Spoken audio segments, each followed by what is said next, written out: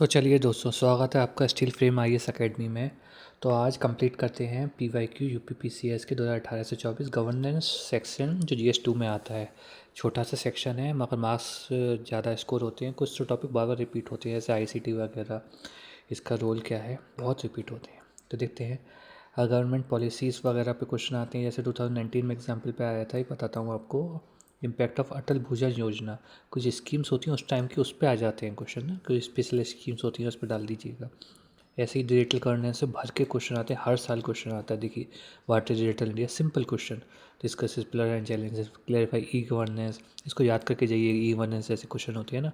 एक special definition होती है और उसके एग्जाम्पल होते हैं। एक छोटा डायग्राम होता है, जैसे ऐसे सर्कल डायग्राम होता है, ऐसे तीर निकले होते हैं, और उसको कैसे बनाते हैं इसमें व्हील एंड स्पोक डायग्राम। इसके बाद फीचर्स, एडवांटेज, चैलेंजेस। इसके बाद आता है extend has e governance made the administrative system citizen centric, ये डाल दीजिएगा। सेलियंट फीचर्स और Umang scheme related to e governance. जो कुछ ऐसे टॉपिक होते हैं जो आपको बनाने पड़ेंगे, मान लीजिए अभी है ना, तो ई गवर्नेंस को ज़्यादा करिएगा। उमंग स्कीम को जो आप जानते ही हैं कि बहुत सारी ऐप वगैरह मिला के बनाया, उमंग ऐप है और बाकी ऐसा है, सब मिला मिलू के ई गवर्नेंस का बनाया था। उसका एग्जाम्पल में डाल दिया क्या क्या है, एक फिगर सा बना के बस कंप्लीट हो जाता है आंसर। मैनेज करना है आपको वहाँ पे आंसर। इसका ई गवर्नेंस की कुछ इनिशिएटिव, डिस्ट्रिक्ट प्रोजेक्ट बता रहे हैं यूपी का। इसके बाद आता है ये स्टेटरी बॉडी का क्वेश्चन यहाँ पे डल गया है, नेशनल बायोडाइवर्सिटी अथॉरिटी का। एनबी एक्ट से रिलेटेड आते हैं, ऐसे बाकी एक्ट से रिलेटेड भी आते हैं जो बॉडीज़ बनी हुई है। मान लीजिए नेशनल कमीशन फॉर वीमेन बना हुआ है और बहुत सारी। दोस्तों, आगे बढ़ने से पहले अगर अभी तक आपने हमारा यूट्यूब चैनल सब्सक्राइब नहीं किया है तो प्लीज इसे सब्सक्राइब कर ले और हमारा टेलीग्राम ग्रुप जरूर ज्वाइन कर ले। हम इस पे काफी यूजफुल इन्फॉर्मेशन लाते रहते हैं जो आपकी यूपीएससी या स्टेट पीसीएस जर्नी में आपकी काफी हेल्प करेगी। ठीक है दोस्तों, आगे बढ़ते हैं। बॉडीज़ हैं उसके ऊपर क्वेश्चन आ जाते हैं। इसलिए देखते हैं, एक डेवलपमेंट प्रोसेस टॉपिक है। Role of NGO, SHG and other stakeholder. इसमें एसएचजी का जो है वो बहुत आता है पढ़ के। जैसे impact of SHG in Indian rural act 2018 में आया। चैलेंज बिफोर एसएचजी आ गया 2022 में। नोट लिखिए, एसएचजी कंपोजिशन फंक्शन 2023 में फिर से रोल आ गया। देखिए किस तरीके से बार रोल आ रहा है, 24 में आ गया। कंटिन्यूस क्वेश्चन आ रहा है, इसको क्यों नहीं करके जाइए। हाई वैल्यू टॉपिक है, बार बार आता है। ठीक है, एनजीओ पे आ जाते हैं क्वेश्चन, बहुत आते हैं।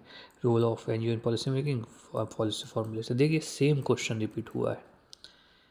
ठीक है, इसके बाद देखते हैं आरटीआई पे क्वेश्चन आते हैं, एस्पेक्ट्स ऑफ ट्रांसपेरेंसी अकाउंटेबिलिटी में। ये आरटीआई पे आते हैं। PI, public interest right to information, government की right to information act not about city empowerment, also define accountability. ऐसे क्वेश्चनों में पहले तो इसको डिफाइन करते हैं, इसको छोड़ा तो डिफाइन करते हैं, इसको डिफाइन करते हैं और तीनों को लिंक करते हैं बना के किस तरीके से कर रहा है। इसमें डायग्राम भी ऐसे बन सकते हैं। आरटीआई एक्ट ट्रांसपेरेंसी के लिए कैसे है, ट्रांसपेरेंसी की डेफिनेशन बतानी पड़ेगी। आरटीआई एक्ट के प्रोविज़न कुछ बताना पड़ेंगे, हर 1-2 साल में रिपीट होता है। ऐसे ट्रांसपेरेंसी अकाउंटेबिलिटी पे बहुत सारे क्वेश्चन आते हैं कि क्या कॉम्प्लीमेंट्री टू ईच अदर है, तो इसका बना दीजिएगा सर ना डायग्राम, तीन दोनों लिंक है।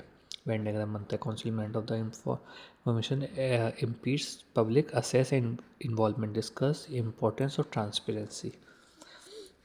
इसके बाद सिटीजन चार्टर का देखते हैं, राइट और नोट ऑन सिटीजन चार्टर। देखिए डायरेक्ट क्वेश्चन आया है, citizen charter India could not become effective valuate, क्यों नहीं आया, इसके इम्पीडिमेंट्स क्या थे वो बताने हैं। व्हाट इज सिटीजन चार्टर फिर से आ गया। देखिए, what is role in welfare of citizen, बिल्कुल सिंपल क्वेश्चन है।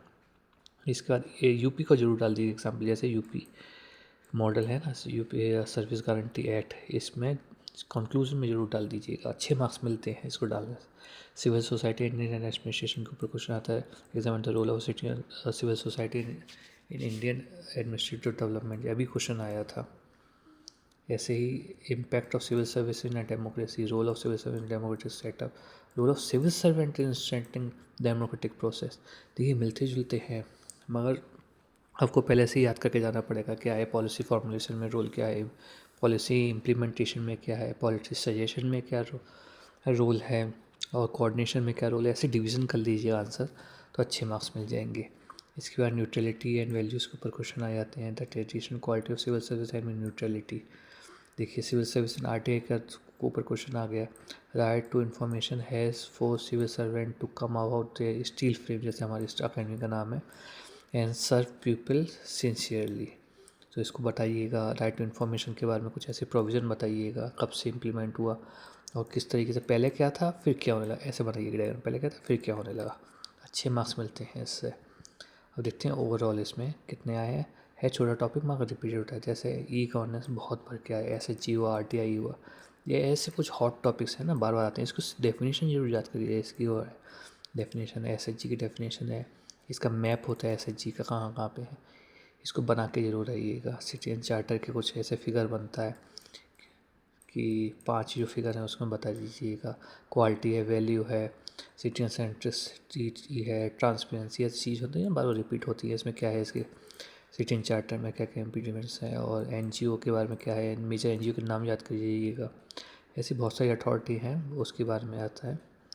चलिए यही था आज के टॉपिक में, बहुत छोटा टॉपिक था, ज़रूर करके जाइएगा इसको। Okay, thank you very much.